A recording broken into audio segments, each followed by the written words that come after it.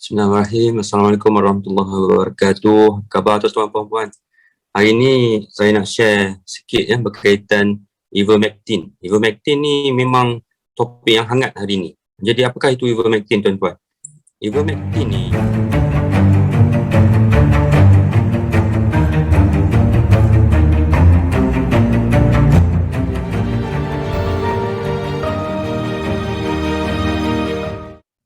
Tuan-puan, semalam heboh berkenaan laporan polis yang dibuat terhadap Ketua Pengarah Kesihatan dan juga Menteri Kesihatan Malaysia yang tidak mahu memberikan rawatan Ivermectin kepada rakyat Malaysia.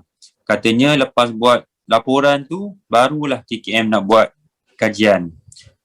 Katanya kat luar negara, contohnya di India, dah lama dah kita beri Ivermectin ni pada rakyat dia. Jadi betul ke tak betul ni tuan-tuan puan-puan?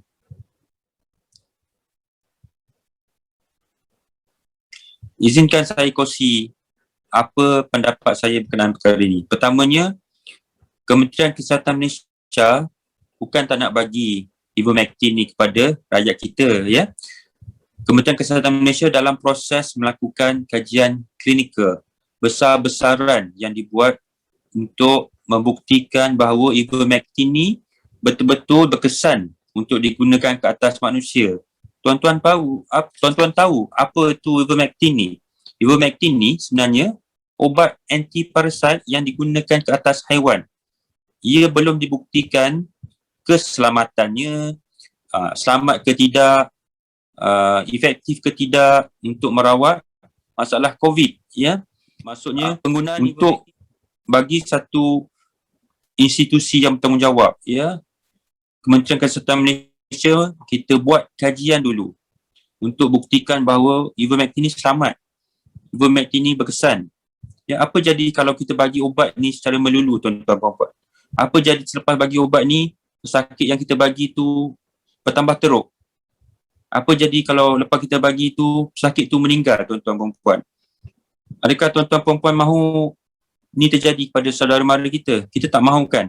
Kita mahu lepas kita bagi ubat tu, insya-Allah saudara mara kita, mungkin ibu bapa kita selamat, sembuh. Alhamdulillah, insya-Allah. Ya, jadi kajian yang insya-Allah proses ni, ya, kita panggil satu kajian yang multi-center randomized control trial. Ini maksudnya satu kajian yang peringkat tinggi yang jika kita dapat keputusannya nanti, keputusan tu valid, keputusan tu sah dan memang kita boleh terima hasil keputusan tersebut. Ya, ini bukan kajian main cuba-cuba saja, bukan main tengok-tengok saja, bukan melibatkan 1-2 orang atau 10 orang atau 20 orang, bukan pemerhatian. Ia kajian yang besar dan insya-Allah hasil tu nanti memang kita boleh gunakan untuk merawat pesakit-pesakit kita. Kalau betul selamat, betul berkesan, insya-Allah saya yakin dan saya pasti akan digunakan kepada pesakit-pesakit kita. Sebab kita mahu semua pesakit kita sihat kembali. Kita mahu mereka semua sembuh, boleh balik ke rumah, berjumpa balik ahli keluarga masing-masing. Frontliner di hospital kembali boleh fokus kepada kerja hakiki kita, ya. Ramai lagi pesakit-pesakit kita yang perlukan rawatan, ya. Mengurangkan bebanan kerja.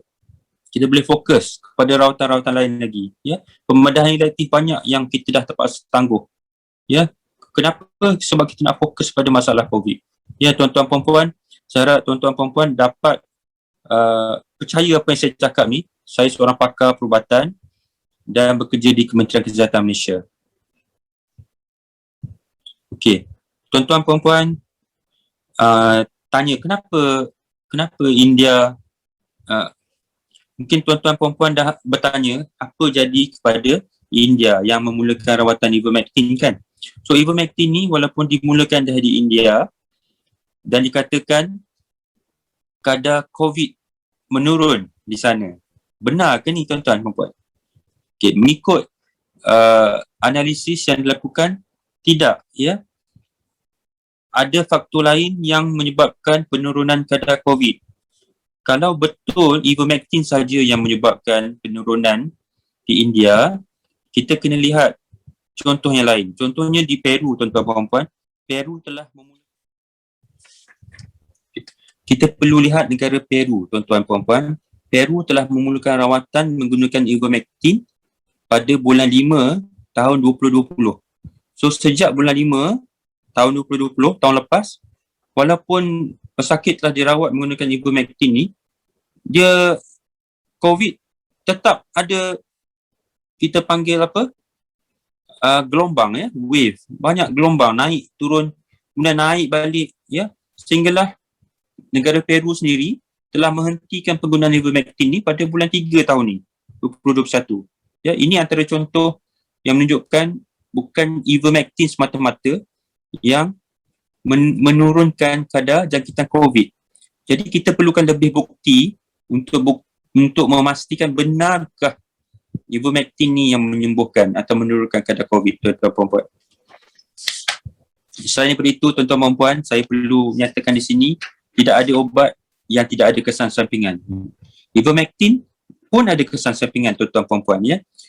Contohnya telah dinyatakan dalam sumber yang saya nyatakan selepas ini, antara kesan sampingan ivermectin apa, tuan-tuan perempuan?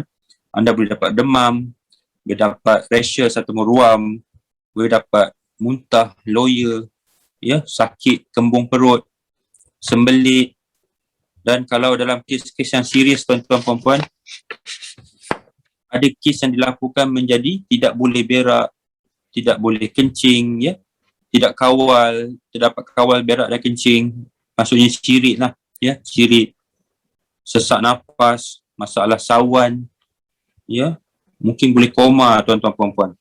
So masalah ni kita kena buktikan sama ada benarkah ivermectin ni selamat untuk digunakan ke atas manusia. Jadi tuan-tuan perempuan, saya pohon di sini, kita pun mahu semua orang sembuh, ya. Tak ada orang tak nak sembuh. Kita semua terdesak, ya. Saya tahu kes makin meningkat, ya. ICU penuh. Kita semua mahu kembali kepada kehidupan kita yang dulu. Bagi masa, tuan-tuan perempuan, kita tengok kajian yang dilakukan. Jika selamat, berkesan, saya yakin insyaAllah ivermectin ni akan dimulakan juga rawatannya di Malaysia. Kita bagi kepercayaan kita kepada pihak berwajib, pada orang yang berilmu, yang bidang dalam perkara ni. Ya, tuan-tuan, perempuan, buat masa ni kita fokus kepada proses vaksinasi kita, ya. Pastikan diri anda telah menerima vaksin, saudara mara anda telah menerima vaksin. Sementara itu, orang yang dah divaksin ataupun yang belum divaksin, kita pastikan kita patuh pada SOP. Ikut, ya, jaga jarak kita. Pakai pelitup muka. Okey. Satu lagi apa? Sentiasa basuh tangan. Ya, elakkan kawasan yang sempit, kawasan yang sesak. Itu lebih selamat, ya. Kalau kita tidak ada apa-apa keperluan untuk keluar rumah, kita duduk di rumah saja. Kalau di luar rumah, pastikan patuh kepada SOP yang telah ditetapkan. Baik, saya rasa itu saja. InsyaAllah, saya doakan kita semua selamat daripada bahaya COVID. Kita mohon kepada Allah SWT, minta saudara mara kita pun yang dijangkiti COVID cepat sembuh dan insyaAllah kita dapat kembali kepada kehidupan kita sebelum ni. Sekian, Assalamualaikum warahmatullahi wabarakatuh.